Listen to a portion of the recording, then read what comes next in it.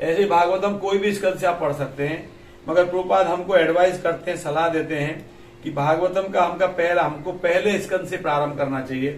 पहले स्कंद से पहला स्कंद, दूसरा, तीसरा ऐसे पढ़ते जाना चाहिए।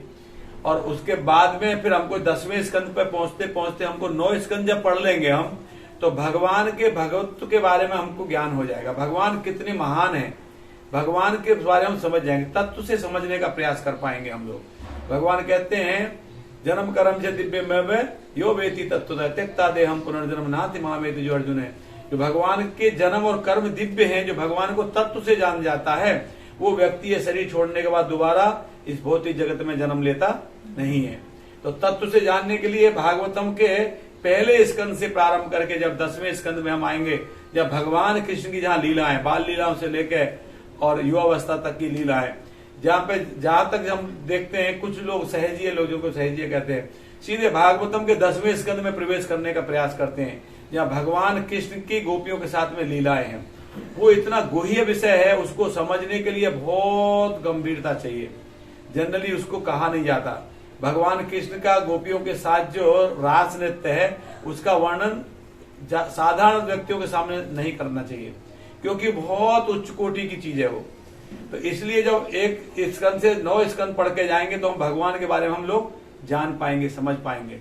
फिर हम वो 10वां स्कंद पढ़ेंगे तो हमसे अपराध होगा नहीं तो हम भगवान को साधारण व्यक्ति की तरह समझ के और हम अपराध कर देंगे। इसलिए 1 नंबर स्कंद से प्रारंभ करके 12वें नंबर स्कंद तक हमको इसको पढ़ना चाहिए। 12वें स्कंद में कलयुग का बहुत सुंदर वर्णन है, 5वें स्कंद में नरकों का वर्णन है, 3रे स्कंद में कपिल मुनि के द्वारा बताया गया, गजेंद्र मुख अनेकों कथाएं, अनेकों कथा भरी समुद्र है ज्ञान का, ऐसा बहुत सुंदर चीज है।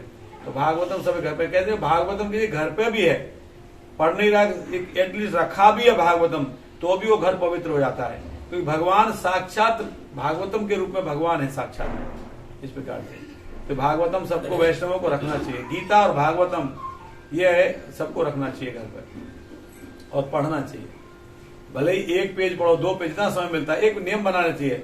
हमारे गुरु महाराज होलीनेस गोपाल कृष्ण गोस्वामी महाराज सोने के पहले जरूर भगवत गीता या भागवत, प्रभुपाद जी की लिखी हुई कोई बुक जरूर पढ़ेंगे। उनको ऐसा लगता है कि प्रभुपाद जी मुझे अभी सेक्शन दे रहे हैं, अपने गुरु महाराज की लिखी हुई बुक को सोने के पहले, रात को 2 बजे भी कहीं से आएंगे तो 20 मिनट बैठ के बुक जरूर पढ़ेंगे, उसके बाद सोएंगे। और आपको भी ऐसा नियम बनाना चाहिए कि मैं जब बेड पे जाऊंगा उसके 20 मिनट सोने के पहले कोई ग्रंथ पढ़ूंगा, तो आपकी चेतना कैसी रहेगी? सतोगुणी चेतना रहेगी, आप रिलैक्स हो जाओगे, अगले दिन आप एकदम तरोताजा उठोगे, तो भगवान आपके ऊपर ग्रंथ के रूप में कृपा देकर आपको सुलाए, तो आपके स्वप्न भी वैसे ही आएंगे भगवान से संबंधित। नहीं तो ऐसे ही सो जाओगे तो कोई मार रहा है, कोई छीन रहा है, कोई काट रहा है, ऐसे स्वप्न आएंगे, बाद में सपने में चिल्लाओगे, है ना। तो इस प्रकार से तो जरूर पढ़ना चाहिए भागवतम।